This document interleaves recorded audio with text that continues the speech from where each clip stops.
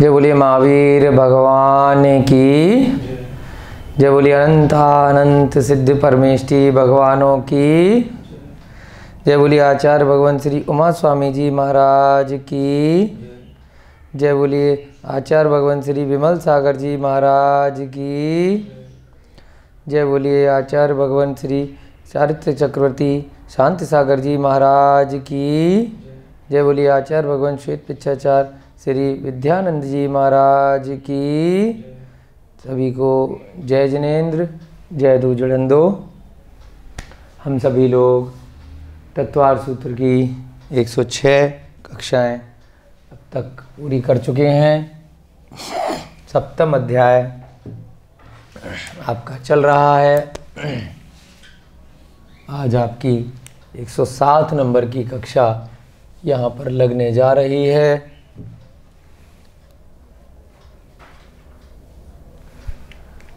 सप्तम अध्याय में 34 सूत्र अब तक हम सीख चुके हैं। प्रोषधोपवास नामक जो शिक्षा व्रत है उसके अतिचारों का वर्णन, जो 5 प्रकार के अतिचार प्रोषधोपवास व्रत लेने के बाद लग सकते हैं, वो यहाँ आचार्य महाराज ने 34वें नंबर के सूत्र में बताए हैं। प्रतिदिन की भांति अगली कक्षा प्रारंभ होने से पहले हम सभी लोग मंगलाचरण करेंगे। फिर जो 34 सूत्र इस सप्तम अध्याय के हमने किए हैं उनका हम लोग वाचन करेंगे। सभी लोग हाथ जोड़ लीजिए।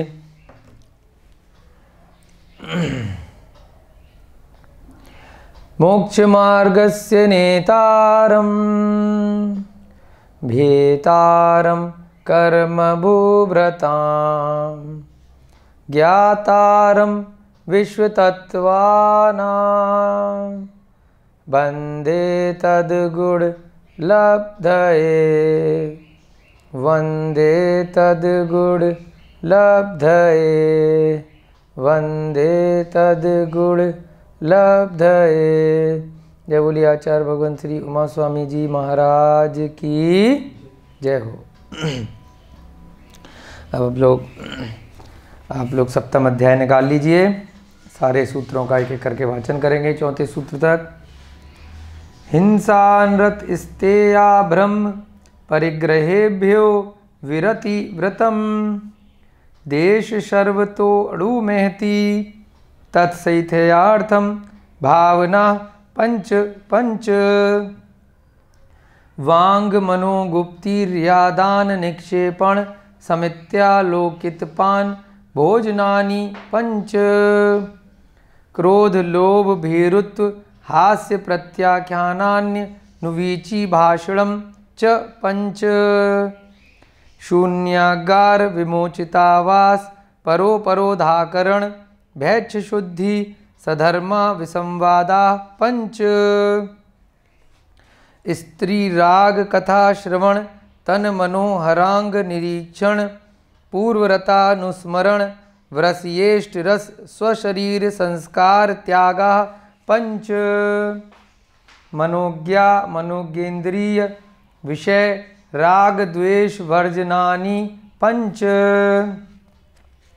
हिंसा दिशविहा मुत्रापाया वध्य दर्शनम दुःखमेव वा मैत्री प्रमोद कारुण्य माध्यस्थ्यानि च सत्वगुणाधिक क्लिश्यमाना विनयेषु जगत काय स्वभावौ वा संवेग वैराग्यार्थम प्रमत्त योगात् प्राण व्यपरोपणम हिंसा असद्भिधानम मन्नत्तम अदत्तादानम स्तेयम मैथुनम ब्रह्म मूर्छा परिग्रह निःशल्यो व्रती अगार्य नगारश्च अणुव्रतो अगारी दिग्देशानर्थ दंड विरति सामायिक प्रोषधोपवासोपभोग परिभोग परिमाणा तिथि संविभाग व्रत संपन्नश्च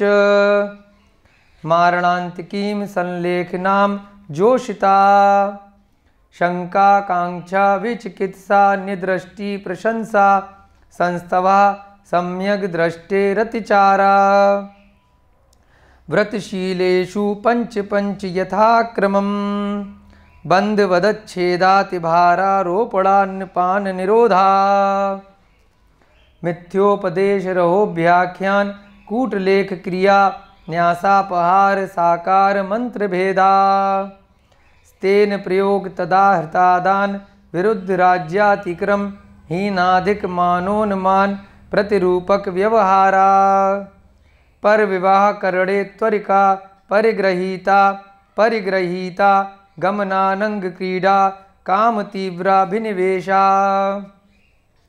क्षेत्रवासु हिरण्य सुवर्ण धन्य धान्य दासी दास कुप्य प्रमाणातिक्रमा ऊर्ध्वाधस्त्रियग व्यतिक्रम क्षेत्र वृद्धि स्मृत्यंतराधानानि आनयन प्रेष प्रयोग शब्द रूपानुपात पुद्गल छेपा कंदर्प कौतकुच्च मोखर्या समीक्षाधिकरणोपभोग परिभोगा नर्तकियानि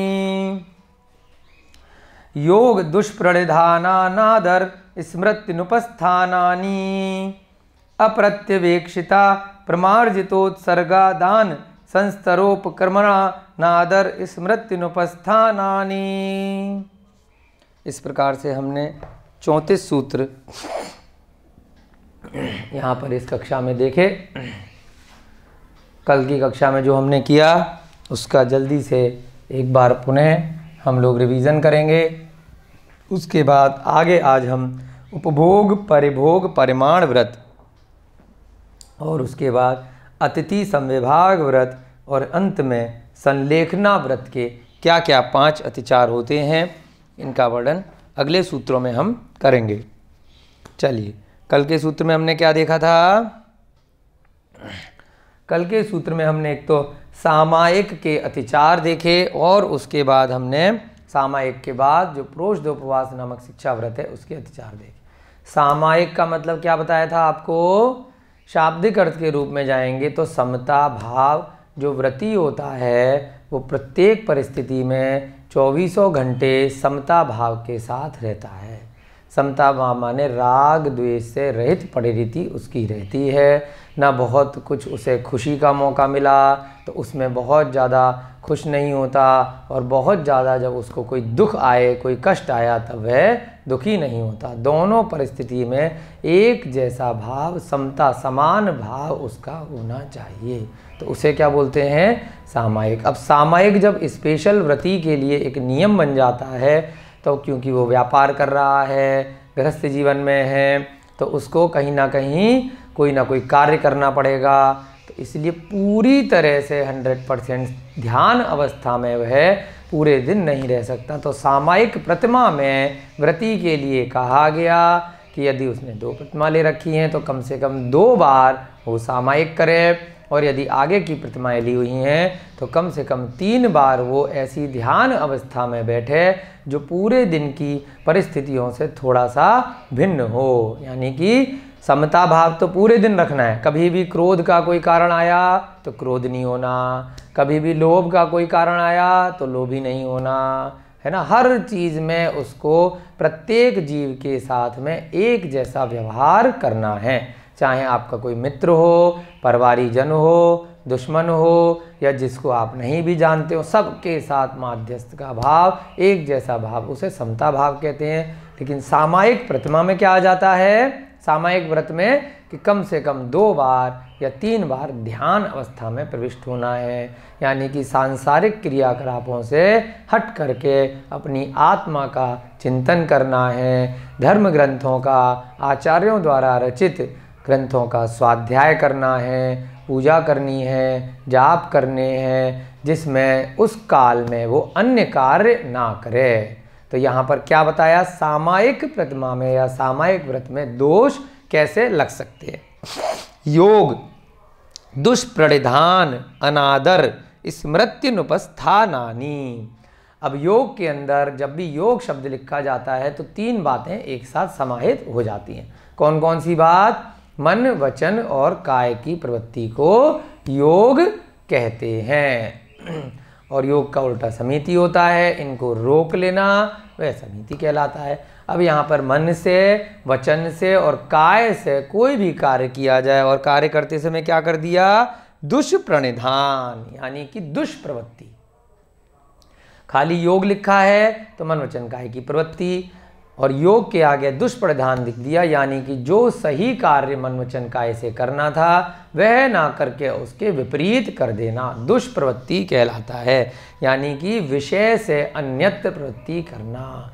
ध्यान अवस्था में बैठे हैं, स्वाध्याय कर रहे हैं, है ना, या अध्ययन कर रहे हैं, मंदिर में जाप लगा रहे हैं, कुछ भी आप ऐसा कार्य कर रहे हैं जो सांसारिक क्रियाकलापों से अलग है, यानी कि सामायिक अवस्था में आप बैठे हैं और उस समय क्या करना, मन अन्य कार्यों में घूमना, शरीर से हिलना डुलना, वचन से अन्य बातें बोलना, ये सब क्या कहलाता है, ये सब सामायिक के दुष्प्रणिधान कहलाते हैं, है ना।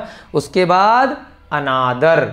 अब अनादर में क्या आएगा कि आप सामायिक को अनादर भाव से कर रहे हैं, यानी कि आदर के साथ में नहीं कर रहे, उसमें आपकी प्रवृत्ति नहीं है, उत्साह नहीं है, मजबूरी में कर रहे हैं कि ज़बरदस्ती करनी है, नियम ले रखा है इसलिए करनी है। किसी ने कहा था कि इससे कर्मों की निर्जरा होती है कि बस बैठ जाओ आधे एक घंटे के लिए तो करनी है, लेकिन सम्यक ज्ञान से रहित होकर बिना उत्साह के कर रहा है ना। स्मृत्युनुपस्थानानि, सामायिक को करना ही भूल जाना, उसमें क्या ध्यान लगाना था उस पाठ को भूल जाना, जाप को भूल जाना, किस कारण से, प्रमाद के कारण से, है ना। आपका मन अन्य सांसारिक कामों में लगा हुआ है, इस कारण से एकाग्रता नहीं बन पा रही है, तो जो भी पाठ इत्यादि करना था सामायिक में वह भूल जाना। ये 5 प्रकार से दोष लग सकते हैं। अप्रत्यवेक्षिता प्रमार्जितोत्सर्गादान संस्तरोपक्रमणानादर स्मृत्युनुपस्थानानि, ये किसके हैं, 34वें नंबर सूत्र में प्रोषधोपवास नामक जो उपवास वाला व्रत है जो आगे की प्रतिमाओं में होता है, इसमें क्या होता है कि अष्टमी और चतुर्दशी पर्व के दिन माने जाते हैं, उन 2 दिन स्पेशल कार्य व्रती को करना होता है। कौन सा कार्य करना होता है कि उस दिन वो सांसारिक क्रियाकलापों से थोड़ा दूर रहेगा, प्रतिदिन जो बहुत सारी चीज़ें खाता है उनको थोड़ा कम करेगा, अपने उत्तम मध्यम जघन्य श्रेणी के अनुसार अपनी शक्ति के अनुसार उपवास करेगा।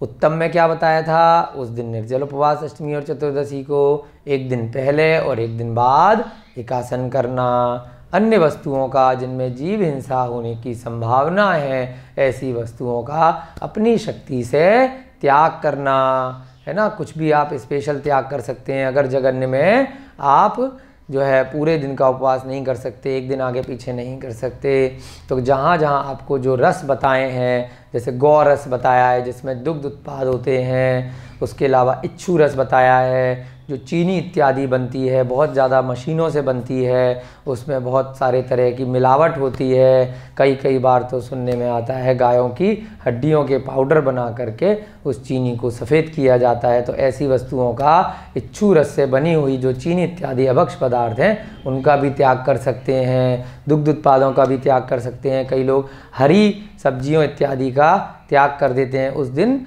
हरी में जीव हिंसा ज़्यादा है, सूखे में थोड़ा कम है, दालों इत्यादि में कोई लोग नमक का त्याग कर देते हैं, कोई लोग तेल का त्याग कर देते हैं, है ना। इस प्रकार से आप अपनी क्षमता योग्यता के अनुसार व्रत उपवास त्याग इन 2 दिन कर सकते हैं। कौन से दिन, जो प्रोषद के दिन बताए हैं, अष्टमी और चतुर्दशी के व्रती के लिए। तो उसमें दोष अब कैसे लग सकता है, किसी ने व्रत ले लिया, प्रोषदोपवास नामक प्रतिमा को धारण कर लिया, अब दोष कैसे लग जाएगा। अतिचार अप्रत्यक्ष वेक्षिता प्रमार्जितोत्सर्गा दान। अब यहाँ पे क्या संधि विच्छेद किया, जो अप्रत्यवेक्षित है, अप्रत्यवेक्षित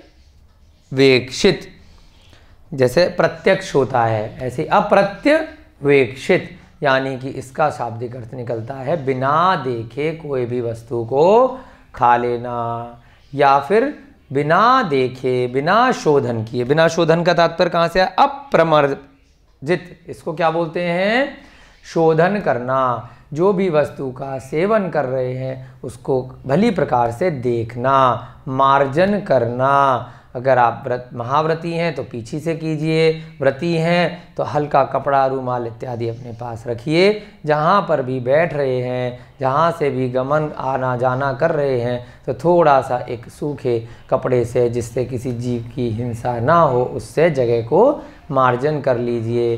जो भोजन कर रहे हैं उसको देख करके कीजिए कि उसमें कोई भी अभक्ष्य पदार्थ तो नहीं है, जो पदार्थ आपके खाने योग्य ना हो। कोई भी ऐसी वस्तु, ऐसा जीव, बाल इत्यादि कुछ भी उसमें ना आ गया हो।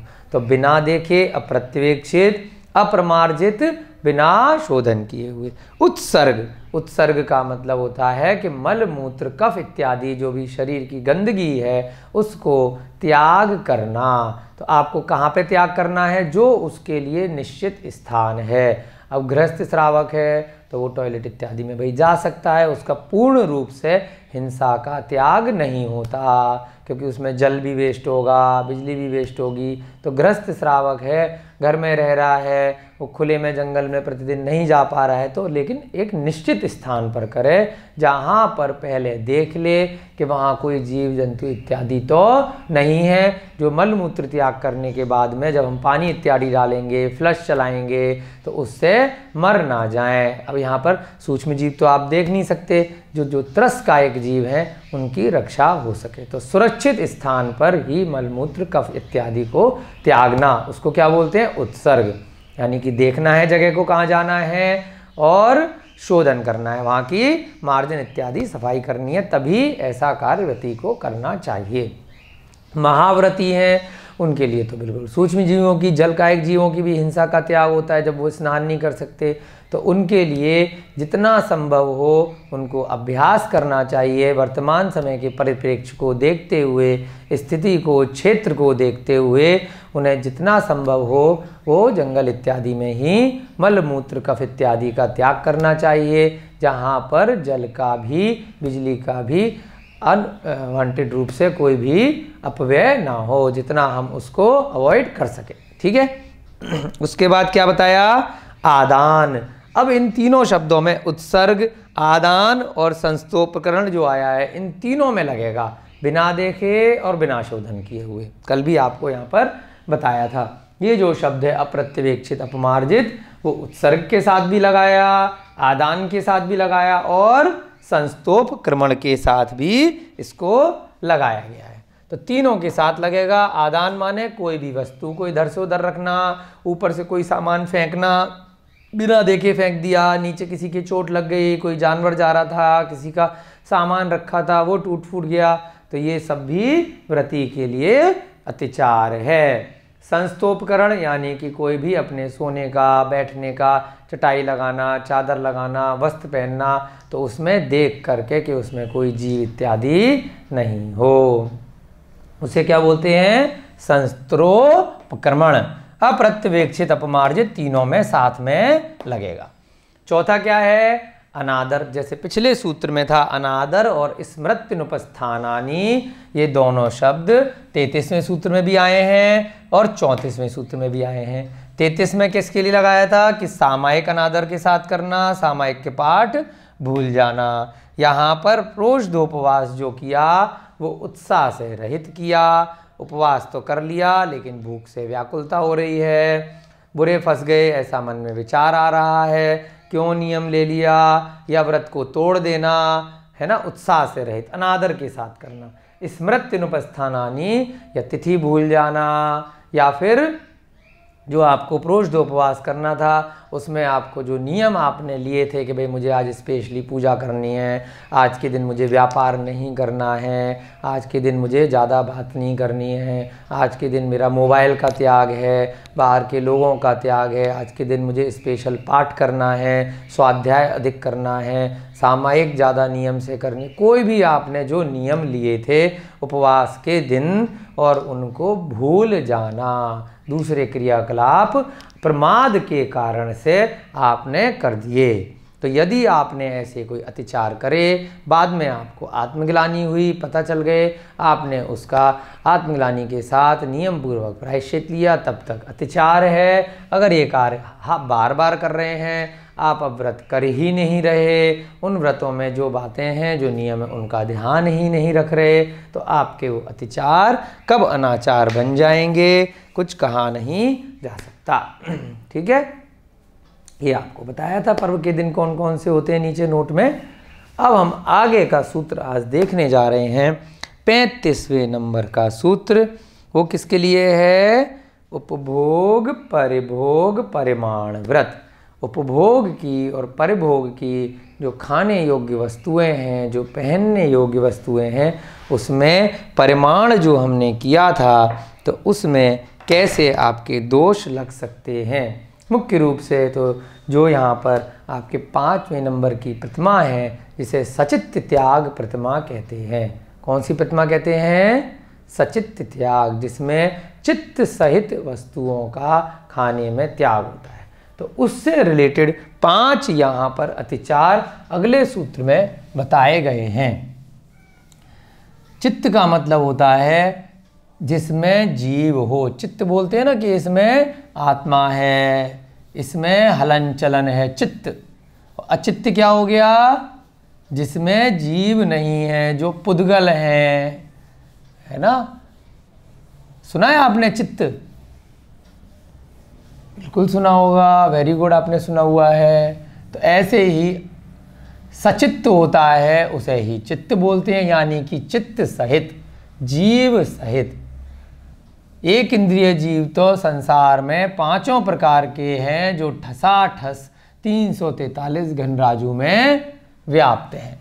तो एक इंद्रिय जीव को आप मन से उनकी भाव हिंसा को रोक सकते हैं। जैसे हम जल को प्रासुक कर लेते हैं, आपको पिछले अध्याय में बताया है, अग्नि को वेस्ट नहीं करते, वायु का अपव्यय अनावश्यक रूप से नहीं करते। वनस्पति में भी हम चॉइस कर लेते हैं कि जिसमें कम एक इंद्रिय जीव हैं, ऐसी वनस्पति हम खाएं, उसको प्रासुक करके पका करके खाएं, जिससे कि उनमें जीव रहित हो जाएं। ऐसे ही भूमि का एक जीव जो हैं, उनका हम अपव्यय ना करें, ज़बरदस्ती हम खाली बैठे ज़मीन इत्यादि को ना खोदें, जिससे कि हमारा अनर्थ दंड व्रत का भी दोष ना लगे, और यहाँ पर आपके 5 प्रकार के स्थावर जीवों की हिंसा भी ना हो। तो इस सूत्र में यही बताने जा रहे हैं कि एक सचित्त होता है, एक अचित्त होता है। सचित्त माने जिसमें ज़्यादा जीव होते हैं, क्योंकि एक इंद्रिय जीव ऐसे तो पूरे संसार में ठसाठस व्याप्त हैं।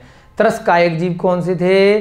2 इंद्रिय, 3 इंद्रिय, 4 इंद्रिय और 5 इंद्रिय। इनकी हिंसा करना तो सीधे सीधे हिंसा ही कहलाता है। और मांस अगर उनका आप भक्षण करते हैं कभी भी त्रस्कायक जीवों का, तो वह तो मांसाहार की श्रेणी में ही आता है। चाहे 5 इंद्रिय जीव आपने खा लिया, या आपने कोई 4 इंद्रिय वाला मच्छर को मार दिया, या तितली को कर दिया, भंवरे को मार दिया, तो वो तो सीधे सीधे साक्षात बहुत बड़ी हिंसा है। एक इंद्रिय में भी हमको देखना है कि कम से कम हम कैसे कर सकें।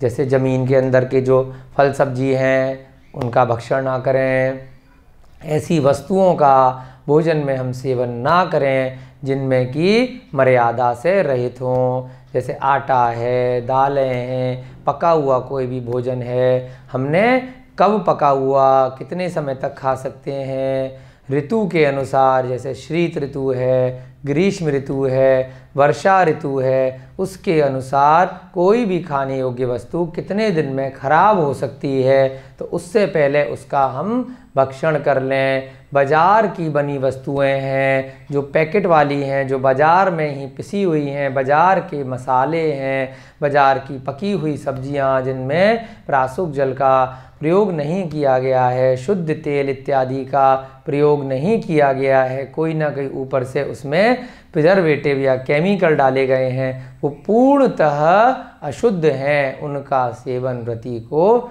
नहीं करना चाहिए। व्रती कौन सी वस्तु का सेवन कर सकता है? जो साबुत होल वस्तु बाजार से आई है और उसके बाद उसको शोधन करें, स्वच्छ जल से उसको साफ करें। उसके बाद मर्यादा की तिथियों के अनुसार कहीं 7 दिन, कहीं 3 दिन, कहीं 4 दिन, जैसी ऋतु है उसके अनुसार ही उसको पीस करके बना करके वो रख सकता है।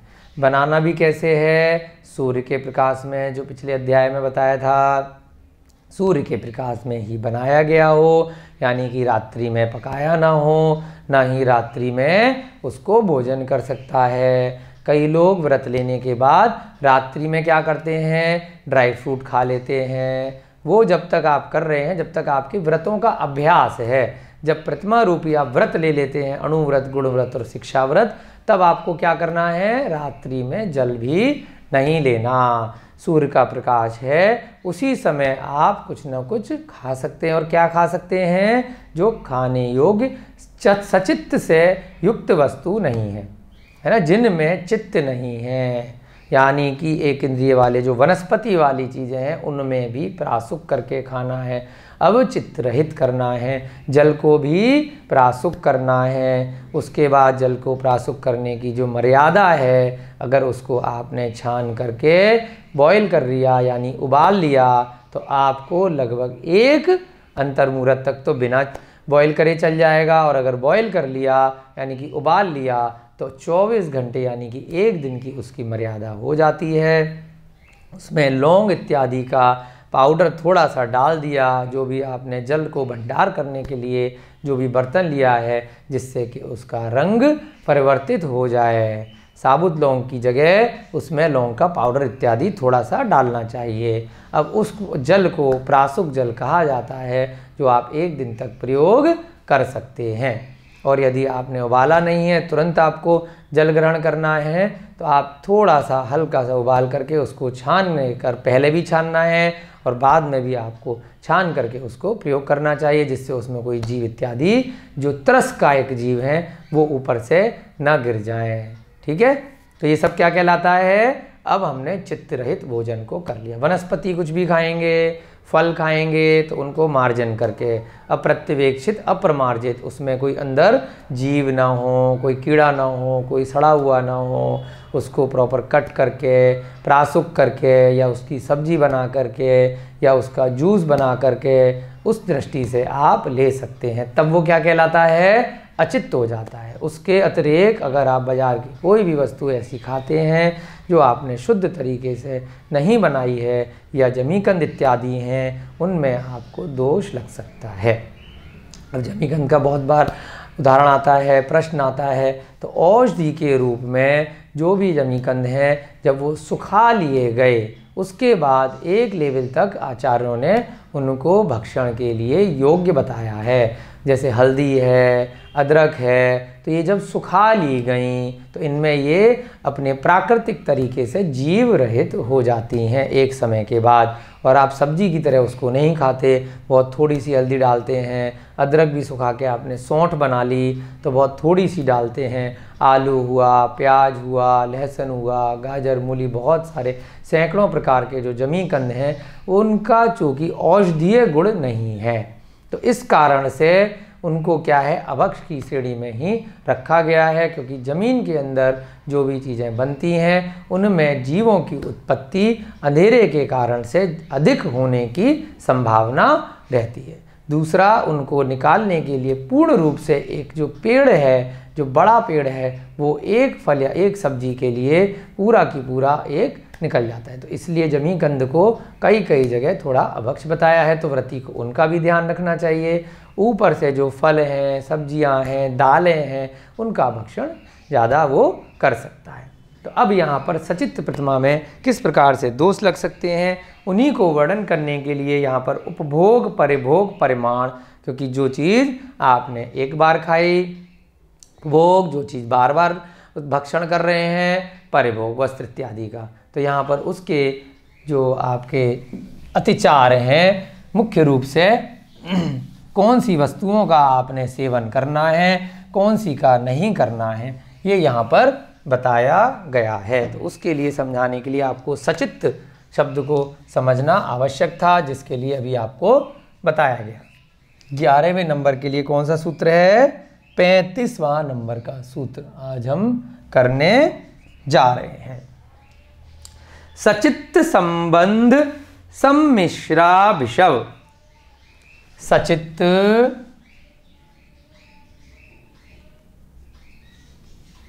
संभव, सचित्र संबंध, सचित्त से संबंध हुए, सचित्त संबंध सम्मिश्रा विषव।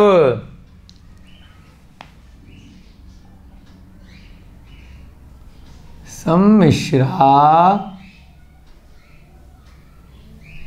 विषव।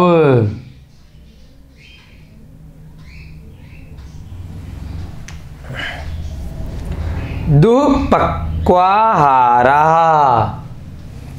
दुः पक्वाहारा,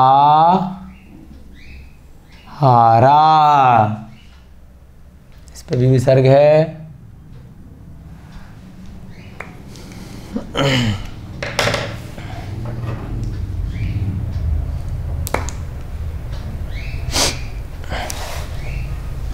सचित्त यानी कि चित्त सहित। अभी जो बताया आपको, जो त्रस्कायक जीवों की उत्पत्ति हो जाती है रात्रि भोजन जैसे ही आप करते हैं तो उसमें वह क्या माना जाता है, अब ये चित्त सहित हो गया। अब इसमें सूर्य के प्रकाश के अभाव में बहुत सारे जो रात्रि में पकाया गया भोजन है या रात्रि में भक्षण किया गया भोजन है, चित्त सहित हो गया। तो उसमें जो प्रासुक नहीं किया गया भोजन या मर्यादा के बाहर का भोजन, जो एक हफ्ते की किसी भोजन की मर्यादा थी, आटे की मर्यादा थी, मसाले की मर्यादा थी, जितनी भी मर्यादा के बाहर के भोजन थे उनको क्या बोला, सचित्त भोजन बोला। इसके साथ हरी वनस्पति इत्यादि जो हुई, जिनको आपने सही तरीके से शोधन नहीं किया, प्रासुक जल से साफ नहीं किया, उसकी सब्जी नहीं बनाई, सीधे कच्चे ऐसे ही साबुत आपने खा लिया, सेब लिया सीधे खा लिया, अंदर हो सकता है जीव हो सकते हों, तो उनको सही तरीके से आपने प्रासुक जल से साफ किया या सब्जी इत्यादि बनाई, उसके बाद अगर खाएंगे तो क्या कहलाएगा, अचित्त। ऐसे ही सीधे खा लेंगे तो सचित्त। जूस बना के ले सकते हैं, सबसे बेस्ट है। संबंध यानी कि सचित्त से संबंध को प्राप्त हुए। कोई भी चित्त सहित चीज़ थी, जैसे पुराना आटा था महीने भर का रखा हुआ, उससे आपने नए आज के आटे को मिला करके खाना बना लिया। आधा पुराना ले लिया बहुत दिन का, आधा बाद का ले लिया। कुछ चीज़ आपने बिना जल से छाने हुए थी और कुछ चीज़ जल वाली थी, तो क्या हो गया, सचित्त से संबंध को प्राप्त हुए भोजन का आहार करना, तो वह क्या कहलाएगा, वह भी भक्षण योग्य नहीं है, तो वो भी अतिचार हो गया। तो दो हो गए, एक तो सीधे सीधे सचित्त, डायरेक्ट आपने ऐसी चीज़ें खा ली जो खाने योग्य नहीं थी, जिनमें चित्त हो सकता था, यानी कि त्रस्कायक जीव हो सकते थे, या फिर जो सूक्ष्म जीव हैं उनकी अधिक संभावना थी, संख्या में वो अधिक थे, उससे संबंध को प्राप्त हुआ। तो क्या हो गए, एक ये हो गया और दूसरा सचित्त संबंध, दो बन गए। पहला क्या, डायरेक्ट सचित्त, दूसरा सचित्त से संबंध को किसी भी प्रकार से प्राप्त हुए। आपने हरी चीज़ के ऊपर आपने दूसरी पकी हुई चीज़ रख दी, तो दोनों में क्या हो गया, सम्मिश्रण हो गया। बिना प्रासुक किया हुआ, बिना धुला हुआ, बिना शोधन किया हुआ आपने केले का पत्ता ले लिया, उसमें कोई जीव हो सकते थे, चल सकते थे, या उसमें सूक्ष्म जीवों की संभावना ज़्यादा थी, उससे आपने संबंध को प्राप्त हुए खाने को रख दिया। सम्मिश्र यानी कि मिश्रण कर दिया। जैसे अभी बताया आपको, आपस में दो चीज़ों को मिला दिया। पहला क्या था, उससे संबंध किया खाली, दूसरा दो चीज़ों को मिक्स कर दिया, एक पुराने आटे में नया आटा मिला दिया, एक 3 दिन पुरानी दाल थी, एक आज की दाल मिला के खा ली। कोई भी ऐसी वस्तु है जो दो चीज़ें सचित्त संबंध और सचित्त सम्मिश्र, यानी कि सचित्त से मिश्रण करके बना दिया। उसके बाद क्या बोला, अभिशव।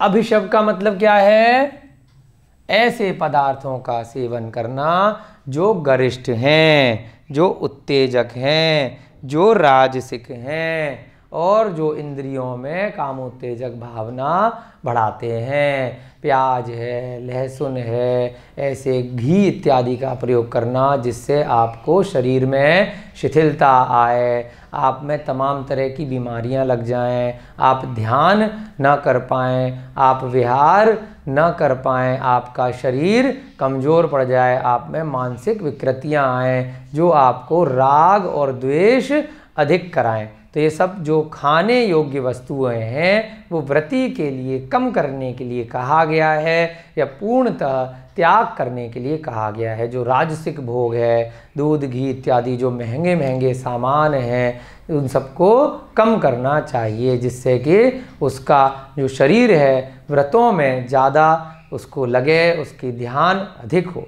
तो ये सब भोजन क्या कहलाते हैं? अभिशव। ऐसे भोजन का वो सेवन यदि करता है। उसके बाद दुःपक्व आहारा, अभिशव के साथ में आहारा लगेगा, और दुःपक्व यानी कि अधकचा अध पका भोजन बनाना। जला दिया भोजन को, स्वाद भी नहीं रहा और उसमें आपको बीमार भी कर सकता है वो, फिर भी भोजन कर लेना। सड़ गया भोजन, उसमें जीव, सड़ने का मतलब क्या होता है? उसमें त्रसकायक जीवों की उत्पत्ति ज़्यादा हो गई। 15 दिन से कोई चीज़ रखी हुई थी, है ना, बिल्कुल बेकार हो गई, फिर भी आपने कंजूसी में क्या किया? उसका भक्षण कर लिया, आपको ज़्यादा स्वाद आने लग गया। अचार है जैसे बहुत दिनों तक सड़ाया गया, उसमें जीवों की उत्पत्ति के कारण से ही उसमें स्वाद आने लग गया। बहुत सारे ऐसे पदार्थ जिनमें जो बहुत दिनों तक रख करके वो फ्रेगमेंट कर करके उसमें खमीर लगा करके बनाए जाते हैं, वो सब क्यों आता है स्वाद हमें? क्योंकि वो बहुत दिनों तक रख के उनमें कई तरह के जीवों की उत्पत्ति हो जाती है। तो दुःपक्व, ज़्यादा पका हुआ, कम पका हुआ, जला हुआ, सड़ा हुआ, ऐसा आहार स्वाद के लिए करना, वो भी क्या कहलाएगा? एक तरह से सचित्त ही हो गया। तो वह सब चीज़ों अगर सेवन करता है तो जो सचित्त त्याग प्रतिमा है उसमें व्रती को दोष लगता है। वही अतिचार यहाँ पर किसके बताए हैं? उपभोग परिभोग परिमाण में। जो अब इसकी परिभाषा करी थी वहाँ मुख्य रूप से बता दिया था कि जो गिनती इत्यादि करी थी आपने उपभोग परिभोग की, उसकी सीमा का उल्लंघन कर देना, बढ़ा लेना, कम ज़्यादा ना, 100 वस्त्रों की सीमा करी थी, ज़रूरत पड़ने पर 1000 कर लेना, कर्मचारियों को बढ़ा लेना, वह सब कहाँ पर बता दिए थे आपको? परिग्रह परिमाण अणुव्रत के अंदर आ गए थे, है ना। वो परिग्रह के अंदर सारी चीज़ें आ गई थी। यहाँ पर चूंकि खाने पीने की सब्जियों इत्यादि की सीमा करी जा रही है तो उसका प्रमाण किया गया है। तो वहाँ पर क्या बताया है? यहाँ पर मुख्य रूप से आचार्य महाराज ने जो खाने योग्य वस्तुएं हैं उनके अलावा यदि आप भक्षण करते हैं तो आपको इस व्रत में अतिचार कहा गया है। ठीक है, अब इनका एक एक करके मतलब समझेंगे। तीसरा क्या हो गया? सम्मिश्र, चौथा अभिशव और पांचवा दुःपक्व आहारा, यानी आधा पका हुआ, गलत तरीके से पका हुआ आहार करना। पहला क्या बना? सचित्त, दूसरा संबंध, तीसरा सम्मिश्र, चौथा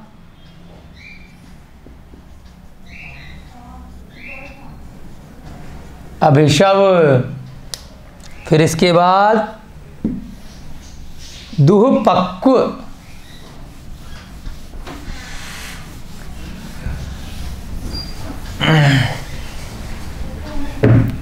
दुःपक्व, और उसके बाद आहारा। तो अब इनमें हम कैसे लिखेंगे? जब सचित्त लिखा खाली तो सचित्त के साथ में यहां पर आहारा, सचित्त आहारा एक बन गया।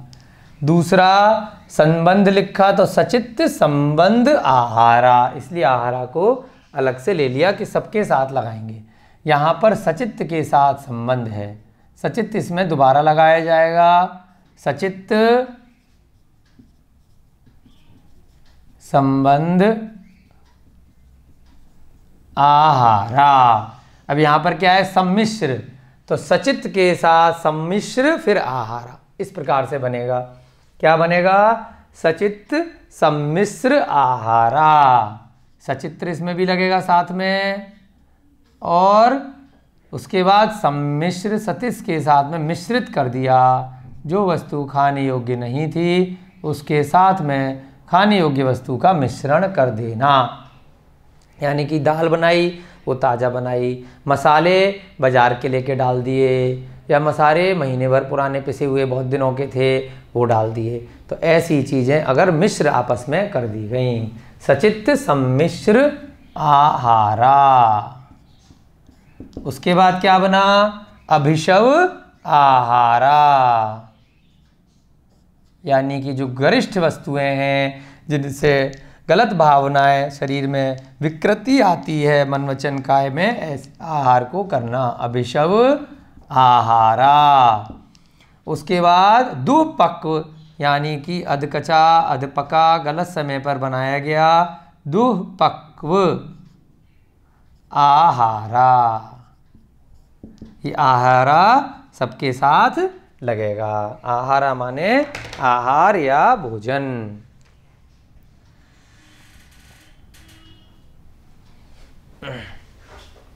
मिश्रा जी को बुला दी, मिश्रा जी को भेज दिया, ले लिया। आहार, इस पेन से लिखते हैं, यानी कि सभी में आहार लगेगा। अब क्या अर्थ बना इसका, सचित्त आहारा। एक एक करके इनका अर्थ देखेंगे। यानी कि चित्त सहित,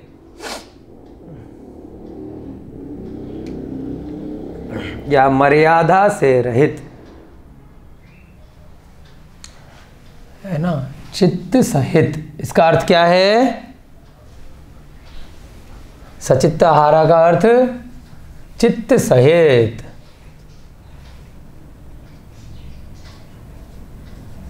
अब कैसे हो सकते हैं, चित्त सहित का मतलब अभक्ष, दूसरा मर्यादा के बाहर,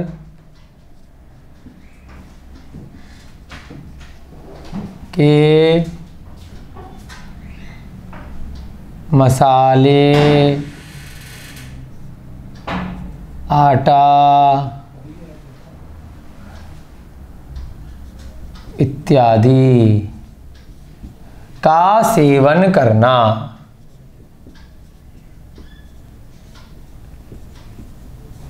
वो सब क्या कहलाएंगे, सचित्त।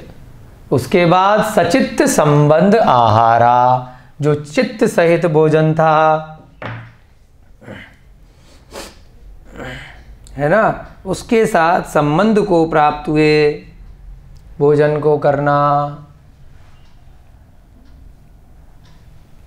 सचित्त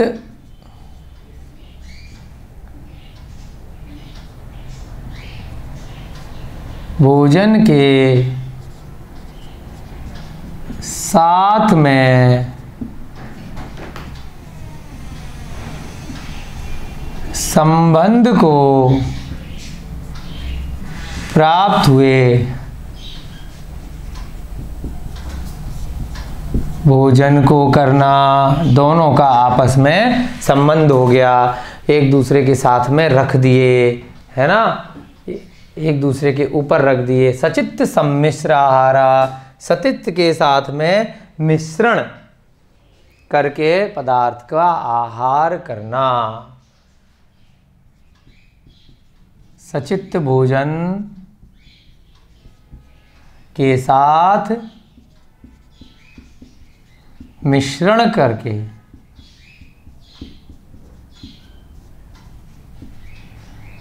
आहार करना, है ना। एक वस्तु अभी की थी, एक वस्तु पुरानी थी, दोनों को मिला करके भोजन करना। अचार था बहुत दिनों का रखा हुआ, उसको साथ में खाना। कोई भी ऐसी चीज़ थी जो खाने योग्य नहीं थी, उसको खाने योग्य में साथ में कर लेना। अभिशव यानी कि गरिष्ठ, उत्तेजक, राजसिक, तामसिक भोजन को करना। गरिष्ठ, उत्तेजक, राजसिक, तामसिक, इंद्रियों के रुचिकर व्रती को सात्विक भोजन करना चाहिए और मर्यादा से सहित ही पदार्थों का सेवन करना चाहिए। इंद्रियों के रुचिकर भोजन को करना। ऐसी वस्तुएं जो बहुत ज़्यादा प्रिय हों उनको बार बार बनवाना करना, वो सब क्या कहलाता है? अभिशव। दुःपक्व आहार, यानी कि आधा पका, कम पका, जला हुआ या एक भोजन बना लिया था, उसको दोबारा से बार बार कई बार पका करके कर लेना, तो उसमें जीवों की उत्पत्ति होने की संभावना हो जाती है। कम पका, अधिक पका, ज़्यादा पका, जला हुआ, दोबारा यानी पुनः पका हुआ, बार बार उसको गर्म कर रहे हैं, पका रहे हैं, दोबारा पका हुआ आहार करना, वह क्या कहलाता है? दुःपक्व आहारा। आहार माने भोजन। ये सब इस जो उपभोग परिभोग परिमाण व्रत है उसके अतिचार कहे गए हैं। इस व्रत में मुख्य रूप से सचित्त त्याग हमें करना चाहिए। हमें फल सब्जी की सीमा भी बनानी है और सीमा के साथ साथ यह भी याद रखना है कि हम जो खा रहे हैं, सीमा में तो खा रहे हैं। अब आपने 10 सब्जी खाने की सीमा रख ली इस हफ्ते की या हमेशा के लिए, उसके बाद लेकिन आप खा कैसे रहे हैं? आपने सीमा खाली 10 की गिनती की रख ली। अब उसमें 10 में क्या रख लिया? एक आलू रख लिया, एक प्याज रख लिया, एक घी रख लिया, एक दूध रख लिया, एक अपनी जो इंद्रियों को हलवा बहुत पसंद था, कोई रसगुल्ले बहुत पसंद थे, गुलाब जामुन बहुत पसंद थे, ऐसी ऐसी गरिष्ठ चीज़ें जो बहुत टेस्टी थीं, ऐसी ऐसी गिनती में आपने रख ली जो सबसे फेवरेट चीज़ें थीं 100। तो उस ऐसे व्रत का कोई फ़ायदा नहीं। व्रत क्यों ले रहे हैं? जो आपको इंद्रियों के रुचिकर तामसिक राजसिक गरिष्ठ भोजन है उनको पहले हटाना है। सात्विक भोजन लिखिए, और सारा भोजन कौन सा होना चाहिए जो भी लिस्ट बनाए कि जो आपके सचित्त से आहार नहीं हो, है ना। मसाले इत्यादि की आप सीमा कीजिए, घर में शोधन करके उसको पीसिए, नहीं तो साबुत डालिए, उनको भून करके साबुत को पीस करके, जिससे कि वो प्रासक हो जाएं, गरम करके खाइए। और जब भी उनको गरम कीजिए तो कैसे करना है? दिन में सूर्य के प्रकाश में। आलोकित पान भोजन आपको पिछले सूत्र में बताया था, यानी कि सूर्य के प्रकाश में ही बना हुआ, सूर्य के प्रकाश में ही उसका भक्षण किया हुआ, मर्यादा से रहित नहीं करना। ये सारी बातें आपको सचित्त त्याग में और उपभोग परिमोण व्रत जो आपने लिया है उसके अतिचार में आपको ध्यान रखनी है। अर्थात उपर्युक्त 5 उपभोग परिभोग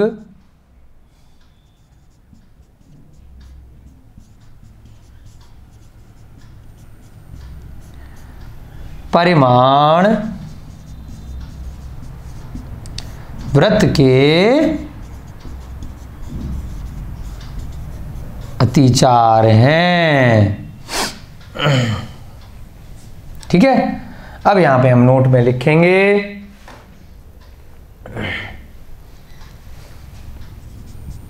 कि दोनों चीज़ों को लिंक क्यों किया गया है, गिनती को यहाँ पर इन चीज़ों से, सब्जी फल से, है ना, क्योंकि इसमें फल सब्जी की सीमा बनाई गई थी। और फल सब्जी इत्यादि क्या हैं? वो साथ में सचित्त त्याग प्रतिमा के साथ दोनों बातें एक साथ हैं।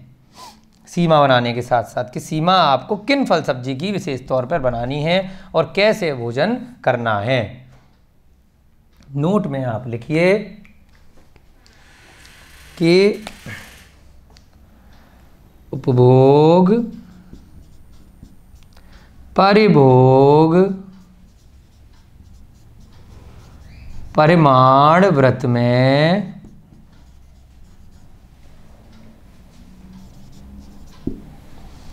है ना, प्रतिदिन के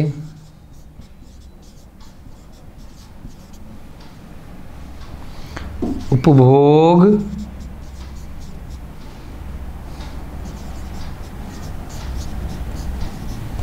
भोजन योग्य खाद्य पदार्थ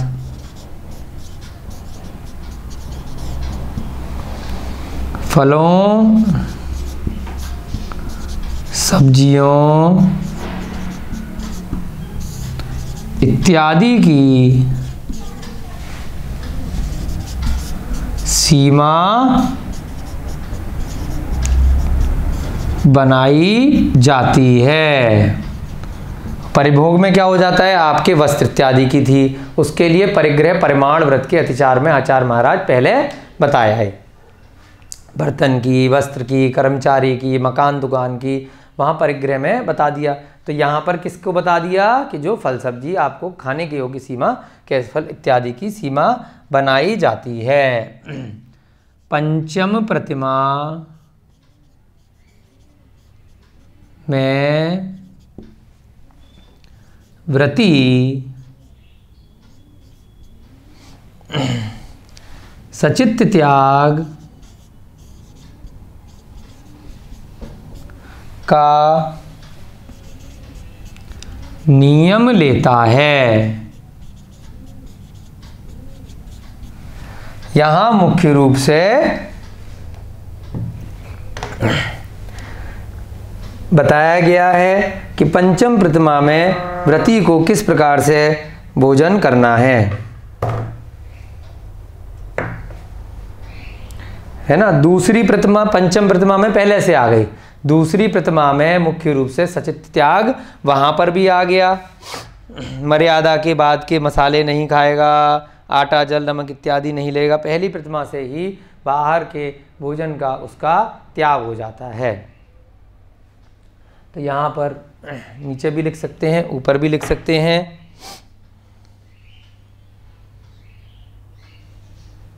यदि मर्यादा के बाद कोई भी वस्तु का आहार करता है तो सचित्त आहार ही कहलाता है ना। पहली प्रतिमा से ही एक तरह से उसके बाहर का भोजन सारा त्याग हो जाता है। पहली प्रतिमा से ही वह अणुव्रती कहलाता है, से ही व्रती का मर्यादा के बाहर का भोजन, बाहर का भोजन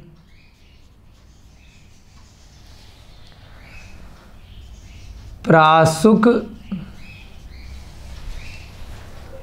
जल के बिना बनाया गया सीमा के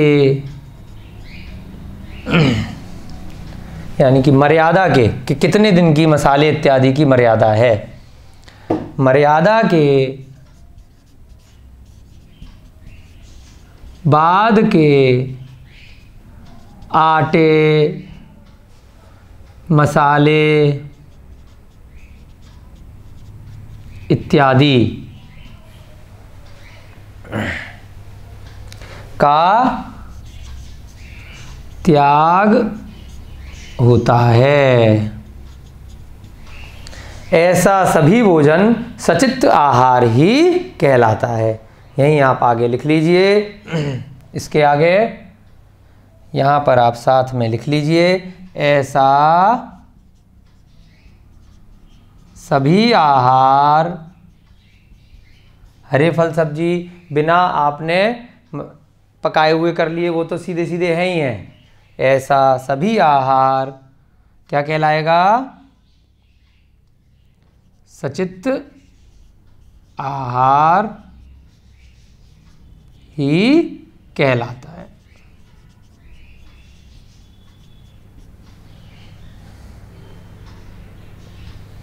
है ना। इसके अतिरिक्त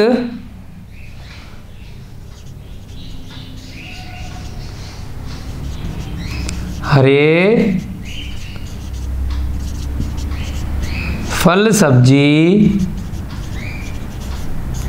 अर्थात बिना प्रासुक किए हुए, बिना प्रासुक किए, ये भी कैसे होते हैं? सचित्त आहार ही हैं।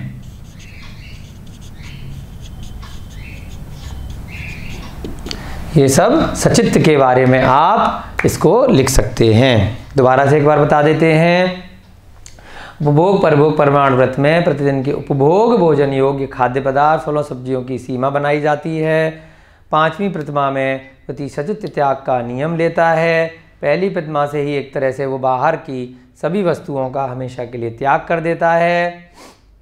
कौन कौन सी बाहर की वस्तुएं होती हैं? कोई भी पैकेट का सामान है जिसमें प्रिजर्वेटिव केमिकल इत्यादि मिलाए गए हैं, प्रासुक जल के बनाए गए हैं, मर्यादा के बाद के आटे मसाले इत्यादि हैं, उनका त्याग करता है। ये सब आहार क्या कहलाते हैं? सचित्त हैं। जो हरे फल सब्जी हैं जिनको सीधे सीधे बिना शोधन किए हुए, बिना पकाए हुए अगर खाते हैं तो सचित्त ही कहलाते हैं।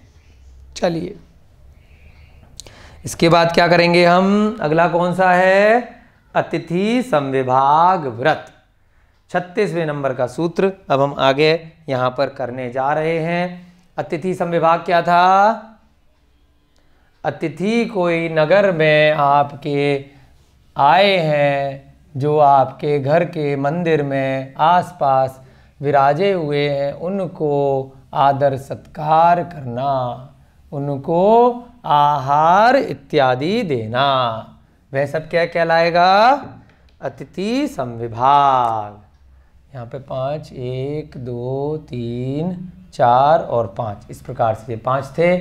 अब यहाँ पर हम 36वें नंबर का सूत्र आज करने जा रहे हैं। अतिथि समविभाग व्रत के अतिचार, उनको औषध दान देना, आहार दान देना, ज्ञान दान देना, अभय दान देना, ये सब किन के लिए हैं? अतिथियों के लिए।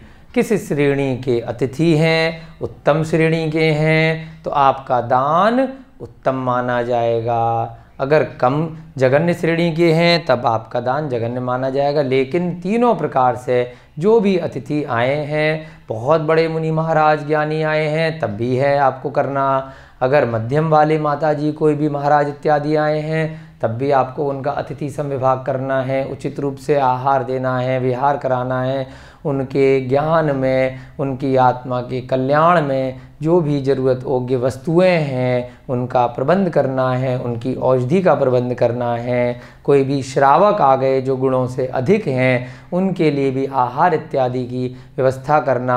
आपके मंदिर में, आपके घर पर, आपके आसपास आपको पता चला बहुत ज्ञानी तपस्वी कोई श्रावक गण भी आए हैं तो उनके लिए भी श्रेणी के अनुसार अतिथि का समविभाग प्रति को करना चाहिए। अब उसमें दोष कैसे लगता है वो यहाँ पर इस सूत्र में बताया जा रहा है। व्रती को, जो अतिथि आए हैं उनको आहार देते समय उसने किस प्रकार से गलती करी तो उसको दोष लगेगा। सचित्त निक्षेपा पिधान, सचित्त निक्षेपा पिधान,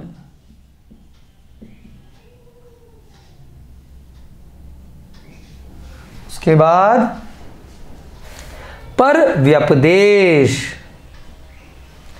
पर व्यपदेश, उसके बाद मात्सर्य कालातिक्रमः, मात्सर्य कालातिक्रमः,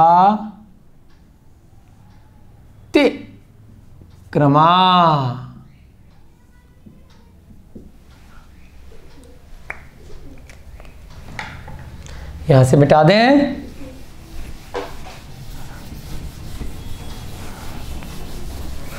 चलिए अब क्या आहार देना है जो अतिथि आए उनको और उसमें क्या गलती कर दी। सचित्त निक्षेप, जो सचित्त हम पिछले सूत्र में पढ़ के आए हैं कि चित्त सहित कोई आहार दे देना। अब आहार शब्द का प्रयोग यहाँ पे दोबारा नहीं किया क्योंकि पिछले सूत्र में करके आ गए हैं। सचित्त निक्षेप यानी कि चित्त सहित आहार दे देना। कोई भी अतिथि आए, मुनि महाराज आए, श्रावक आए जिनका शुद्ध भोजन का नियम था, आपने उनको गलती से आपने सचित्त निक्षेप आहार दे दिया, आपने गलती कर दी, एक बार कर दी तो आपका अत्याचार है। रोज रोज कर रहे हैं, जानबूझकर पुराना, कई दिन पुराना भोजन उनको दे रहे हैं, ऐसी वस्तुएं दे रहे हैं जो अभक्ष्य हैं, उनको पता ही नहीं चलेगा, किसी चीज़ में मिक्स करके दे दी, गलत चीज़ें आपने दे दी जो खाने योग्य उनके नियम में नहीं थीं, तो उसे क्या कहलाएगा? सचित्त निक्षेप। आपने सचित्त के साथ में आहार को दे दिया। ऐसे स्थान पर आहार को रखा जो बिना प्रासुक किए हुए हरी वनस्पति थी, केले के पत्ते इत्यादि थे, उसमें आहार को बिना प्रासुक किए हुए दे दिया, तो वो सब क्या कहलाएगा? सचित्त निक्षेप। दूसरा क्या है? सचित्त अपिधान, यानी कि ऊपर से, अपिधान बोलते हैं ढक देना, सचित्त के ऊपर चित्त पदार्थ को रख देना या ऊपर से ढक देना। केले के पत्ते को ऊपर से ढक दिया तो उसमें भी बिना प्रासुक किए हुए, यहाँ मुख्य बात ये है ना। आपने अगर पत्ते को गर्म जल में ठीक ठाक आपने उसको प्रासुक कर दिया है, जीव रहित कर दिया है, वो भी क्या है? वनस्पति अप्रासुक हो गई, तब कोई दिक्कत नहीं है। ऐसे ही कच्ची चीज़ों के ऊपर पकी हुई चीज़ें रख देना तो वह सचित्त कहलाएगी। सचित्त के साथ में दूसरी चीज़ को एक साथ मिला करके दे देना, वो भी निक्षेप और अपिधान ही कहलाएंगे। उसके बाद पर व्यपदेश, आहार दे रहे थे, एकदम से टेलीफोन आ गया, ऑफिस का काम आ गया, कोई दूसरा काम धंधे की बात आ गई, कोई दूसरा काम याद आ गया, तो आहार देते समय बीच में गायब हो जाना, है ना। पूरे आपने आदर के साथ, नवदा भक्ति के साथ में आहार न देना, जो भी अतिथि आए हैं उनको। पर व्यपदेश यानी कि दूसरे को अपना सामान पकड़ा दिया और खुद वहाँ से निकल गए, चले गए किसी भी कारण से, है ना, तो क्या कहलाएगा? पर व्यपदेश, ये भी अत्याचार हैं। उसके बाद मात्सर्य यानी कि ईर्ष्या पूर्वक आहार देना, अनादर के साथ आहार देना कि ये तो मुनि महाराज अच्छे नहीं हैं, कोई भी भाव जो गलत भाव आ रहे हैं, ऐसे भावों के साथ में ईर्ष्या पूर्वक आहार देना, अरुचि के साथ आहार देना, उत्साह से रहित होकर के आहार देना, वो सब क्या कहलाता है? मात्सर्य भाव के साथ अतिथि संविभाग करना। उसके बाद काल अतिक्रम, काल अतिक्रम, जो भोजन का, आहार का सही काल है, सुबह का काल है या शाम का काल है, तो उसमें एक ही बार देना। अतिथि को जो अगर महाव्रती हैं तो वो एक बार आहार करते हैं, उनको दोबारा आहार नहीं देना। और अगर सुबह का आहार नहीं हो पाया है, किसी कारण से विहार में थे, कोई कारण था, तो शाम की मीटिंग में भी आहार उनको दे सकते हैं, लेकिन अकाल यानी कि रात्रि में या सुबह सुबह अंधेरे में कोई ऐसे काल में आहार नहीं देना जो शास्त्रों में मना बताया है। काल का अतिक्रम करके आहार देना तो क्या हो जाएगा? अतिचार कहलाएगा। व्रती के लिए जो किसी आगे दूसरे व्रती को, मुनि महाराज इत्यादि को आहार इत्यादि दे रहा है। तो ये कितने हो गए? सचित्त निक्षेप 1, सचित्त अपिधान 2, पर व्यपदेश 3, 4 मात्सर्य और 5 काल अतिक्रम। सचित्त निक्षेप,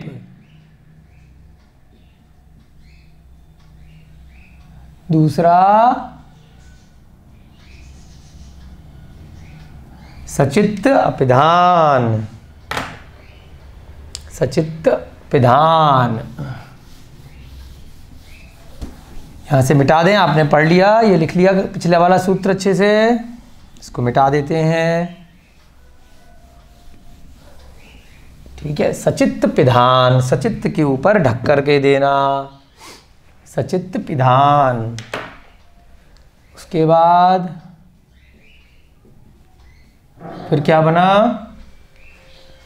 सचित्त पिधान के बाद परव्यपदेश,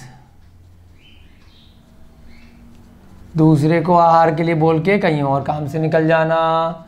मात्सर्य, ईर्ष्या के साथ आहार देना। काल अतिक्रमा, काल के अतिक्रम, जो योग्य काल नहीं है उसके अतिरिक्त आहार देना। 1 2 3 4 और 5।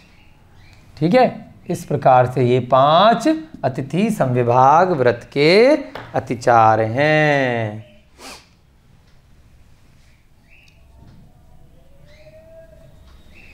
सचित्त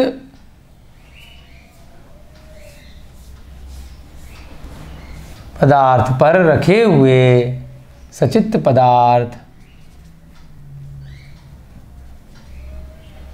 है ना, बिना प्रासुक किए हुए केले के पत्ते इत्यादि पर एक तरह से सम्मिश्रण हो गया उनका, उसके साथ में संबंध को प्राप्त हुए। बिना प्रासुक के किए हुए केले के पत्ते इत्यादि पर रखकर आहार देना। दूसरा सचित्त पिधान, उसको ऊपर रख दिया। सचित्त पत्ते से ढके हुए भोजन पर आहार देना। सचित्त पदार्थ से ढके हुए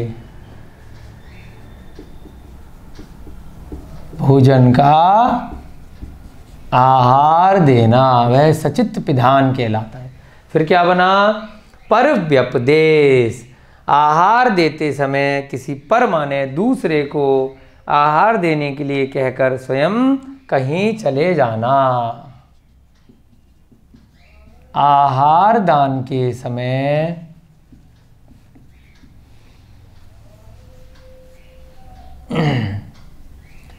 किसी अन्य को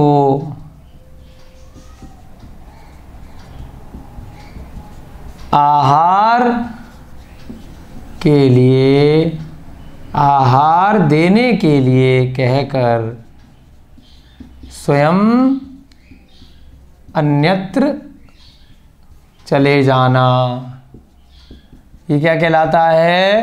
परव्यपदेश। मात्सर्य, ईर्ष्या के भाव के साथ में आहार देना। ईर्ष्या या फिर अनादर, अरुचि के साथ में आहार देना। अरुचि, उसमें क्या है? दोष है, आपने स्वयं शोधन ही नहीं किया। अरुचि है ना, उत्साह रहित होकर आहार देना मात्सर्य भाव के साथ। काल अतिक्रम, जो योग्य आहार के लिए जो योग्य काल है उसमें आहार न देकर अन्य काल में आहार देना। आहार के योग्य काल के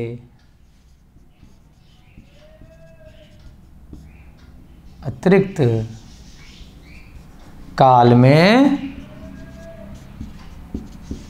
आहार देना, ये काल अतिक्रम कहलाते हैं। तो अतिथि संविभाग व्रत में इस प्रकार से यहाँ पर आपके दोष लग सकते हैं। उपर्युक्त 5 अतिथि संविभाग व्रत में अतिचार कहलाते हैं। आ गई बात समझ में? यहाँ पर कौन सा सूत्र चल रहा है? 36वें नंबर का कौन सा व्रत चल रहा है? अतिथि संविभाग व्रत। सब बिल्कुल आपको नंबर से याद रखने हैं। उपर्युक्त 5 अर्थात उपर्युक्त 5 अतिथि संविभाग व्रत के अतिचार हैं।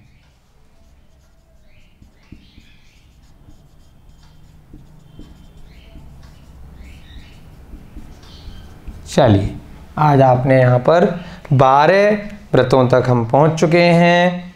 अंत में जो व्रतों के बाद में संलेखना व्रत है उसकी चर्चा हम कल की कक्षा में करेंगे। उसमें कैसे अतिचार लग सकते हैं। मुख्य रूप से जो 12 व्रत थे, 5 अणु व्रत, 3 गुण व्रत और 4 शिक्षा व्रत, इन 12 के अतिचार हमने यहाँ पर देख लिए हैं। आज की कक्षा का आपका समय हो रहा है। अगली कक्षा में अगले वाला जो आपका संलेखना व्रत है उसके अतिचार का और अन्य बातों का अध्ययन करेंगे। सभी को जय जिनेन्द्र। जय बोलिए महावीर भगवान की। जय बोलिए आचार्य भगवान श्री उमा स्वामी जी महाराज की। जय बोलिए अनंतानंत सिद्ध परमेष्ठी भगवानों की। जय बोलिए आचार्य भगवान चारित्र चक्रवर्ती शांति सागर जी महाराज की। जय बोलिए आचार्य भगवान श्री विमल सागर जी महाराज की। जय बोलिए श्वेत पिच्छाचार्य आचार्य भगवान श्री विद्यानंद जी महाराज की। सभी को पुनः जय जिनेन्द्र, जय दू जिणंदो।